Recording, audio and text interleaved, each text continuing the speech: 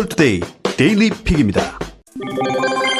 한국인은 단일 민족이라는 자부심이 상당한데요. 하지만 다문화 사회가 되면서 한 민족이 한 국가를 구성하고 있다는 점이 약간은 흔들리고 있습니다. 서울경제는 한국인이 단군 할아버지의 후손 단일 민족이 아니라 수만 년 동안 혼혈로 진화한 민족이라는 연구가 나왔다고 보도했습니다. 박종화 울산과학기술원 즉 유니스트 생명과학부 교수가 대표로 있는 클리노믹스는 158명의 현대인과 115개의 고대인 게놈 즉 유전체를 분석해 이 같은 결론을 내렸다고 밝혔습니다.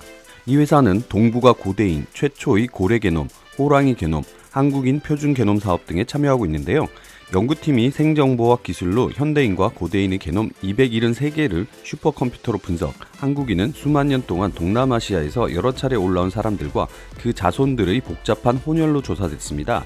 한국인에게 일어난 가장 최근의 혼혈화는 석기시대에 널리 퍼진 선남반계, 즉 북아시아 지역 인족과 4천년 전 청동기, 철기시대에 급격히 팽창한 후남반계, 즉 남중국 지역 인족이 3대7 정도 비율로 혼합되면서 지리적으로 확산했습니다.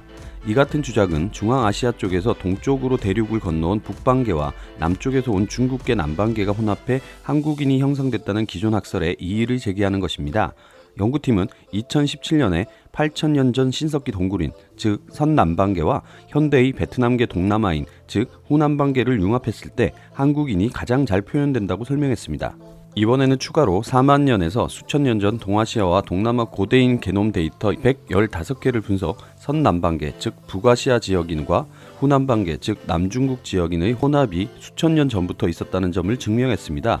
박종화 교수는 한국인은 생물학적으로 아프리카에서 출발해 수만 년 동안 동아시아에서 확장, 이동, 혼혈을 거쳐 진화한 혼합민족이라며 중국을 비롯한 다양한 아시아의 많은 인족과 밀접하게 엉켜있는 친족체로 보는 것이 맞을 것 같다고 말했습니다.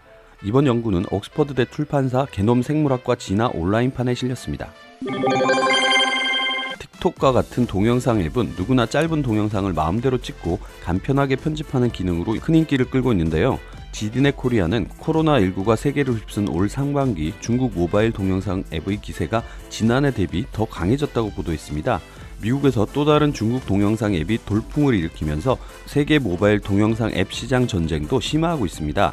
중국 언론 IT 즈자가 인용한 미국 시장조사 업체 센서타워에 따르면 중국 바이트댄스가 운영하는 쇼트클립 앱 틱톡이 5월에 비게임 앱 중 글로벌 다운로드 수 최대의 모바일 앱으로 나타났습니다. 설치 횟수가 1억 1190대를 넘었으며 이는 지난해 5월 대비 2배 늘어난 것입니다. 통계에 따르면 틱톡 앱을 가장 많이 설치한 국가는 인도였는데요. 총 다운로드 수량의 20%를 차지했습니다. 미국도 9.3%를 차지했죠. 5월 틱톡은 안드로이드 OS에서 다운로드 수량 1위, 애플 iOS 다운로드 수량에서 2위를 차지했습니다. iOS 다운로드 수 1위는 줌이었습니다. 센서타워는 앞서 올해 4월 중국판 틱톡 더우인과 해외 버전인 틱톡이 글로벌 앱스토어와 구글 플레이에서 벌어들인 매출이 7,800만 달러에 이른다고 밝힌 바 있습니다. 지난해 4월과 비교했을 때 10배 성장했습니다. 글로벌 모바일 앱 매출 중 1위였는데요. 이 중 86.6%의 매출은 중국 본토 시장에서 나왔고 8.2%가 미국 시장에서 비롯됐습니다. 센서타워 보고에 따르면 지난해 4분기 중 틱톡은 2분기를 제외하고 나머지 3개 분기 글로벌 다운로드 수 최대 앱 지위를 이어갔습니다. 지난해 총 틱톡 다운로드 수는 7억 차례였으며 미국의 소셜미디어 앱 왓츠 앱의 뒤를 이었습니다. 미국에서는 틱톡의 자리를 위협하는 유사 앱의 성장세도 빠른데요. 쇼트클립 앱인 진이 한 달 만에 틱톡을 누르고 단일 주간 기준 미국 애플 앱스토어 다운로드 1위를 차지하면서 돌풍을 일으켰죠. 진은 지난 1일 순위 기준으로 iOS 다운로드 수 1위, 구글 플레이 다운로드 수 6위를 차지했습니다. 싸이월드의 미니홈피는 한 시대를 뒤흔들 정도로 큰 인기를 구가했지만 어느 순간 우리 기억 속에서 희미해지는 존재가 됐는데요. 결국 폐업 절차를 밟은 것으로 알려져 안타까움을 사고 있습니다. 한국경제는 미니홈피 서비스로 시대를 풍미했던 싸이월드가 문을 닫았다고 보도했는데요. 국세청 홈택스에 따르면 싸이월드의 현재 사업자 등록 상태는 폐업자입니다. 싸이월드의 사업자 번호로 조회한 결과 싸이월드는 지난달 26일 이미 폐업한 것으로 조회되는데요. 싸이월드는 지난해 도메인 만료일이 2019년 11월인 것으로 알려지면서 이미 한 차례 폐업 논란에 휩싸인 바 있습니다. 당시 싸이월드가 도메인 만료 기한을 1년 연장하면서 의혹은 사그러들었는데요. 이에 따라 싸이월드 홈페이지는 현재 접속은 가능한 상태입니다. 하지만 로그인은 되지 않는데요. 아이디와 비밀번호를 입력하면 로그인 중이라는 창만 뜰 뿐 메인 홈페이지로 연결되지는 않는 상태입니다. 싸이월드는 최근 수년간 불안정한 상태로 운영돼 왔는데요. 이에 따라 청와대 국민청원에도 2018년 7월 싸이월드 미니홈피 부활에 힘써 주십시오, 2019년 10월 우리들의 추억이 담긴 싸이월드가 사라지지 않게 해주세요 등 주기적으로 부활을 바라는 청원이 제기되어 왔습니다. 가장 최근인 2020년 4월 29일에도 싸이월드 사진을 백업할 수 있게 도와주세요라는 청원이 올라왔지만 1000명을 조금 넘는 동의만 얻은 채 지난달 29일 종료됐습니다. 폐업한 인터넷 사업자의 경우 회원 정보를 폐기해야 하는 만큼 싸이월드 운영이 재개될지는 미지수입니다. 코로나19의 확산으로 각종 자격시험이나 입사시험들이 연기되는 초유의 사태를 겪고 있는데요. 사회 각 분야에서 비대면 방식이 각광을 받으면서 취업시장에도 그 영향이 미치고 있는 것 같습니다. 연합뉴스는 SK텔레콤이 6월 중으로 예정된 신입사원 정기 채용에 인택트 면접을 도입한다고 보도했습니다. 인택트 면접이란 여러 명이 비대면으로 의견을 주고받는 면접 방식을 가리키는데요. SK텔레콤은 자체 개발한 그룹 영상통화 솔루션을 활용해 인택트 면접을 진행합니다. SK텔레콤 관계자는 대기업이 자체 개발 솔루션으로 다자간 인택트 면접을 도입하는 것은 SK텔레콤이 처음이라고 말했는데요. SK텔레콤이 인택트 면접을 추진하면서 가장 신경 쓴 부분은 공정성입니다.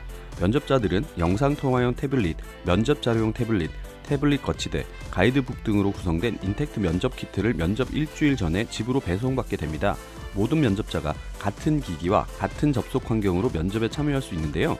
면접용 태블릿에는 보안 프로그램 SSM이 깔려 있어 외부로 자료를 유출하는 행위가 불가능합니다. 면접과 관련 없는 기능을 사용하는 것도 불가능하죠.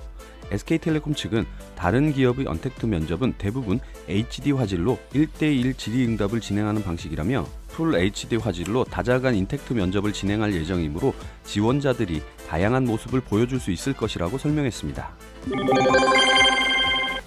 인공지능은 미래 세계를 이어갈 주요 산업 분야로 꼽히는데요.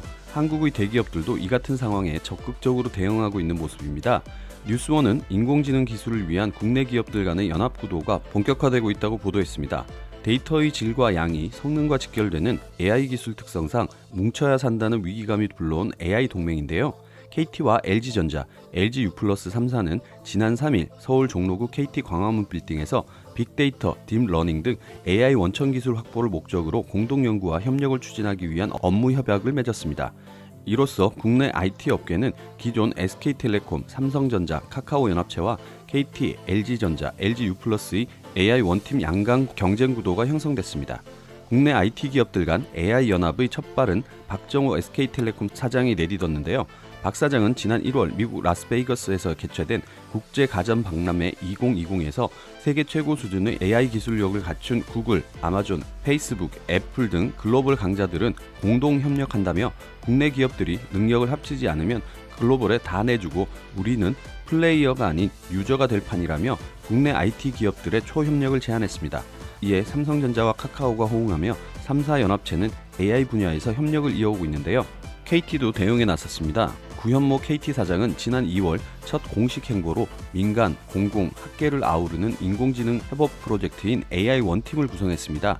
AI 원팀에는 KT, 현대중공업그룹, 카이스트, 한양대학교, 한국전자통신원 5개 기업 및 기관이 AI 생태계 조성과 AI 인재 양성을 목표로 모였습니다. 기존 AI 원팀에는 KT를 제외하고는 AI 플랫폼이나 관련 기술을 보유한 기업은 없었죠.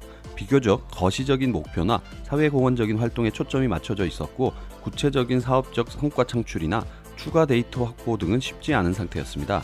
그러나 여기에 AI 기술과 데이터, 플랫폼을 보유한 LG전자와 LGU+가 합류하며 AI 원팀 역시 사업적으로 가시적인 성과물을 기대할 수 있게 됐습니다. 행복한 하루 디지털투데이였습니다.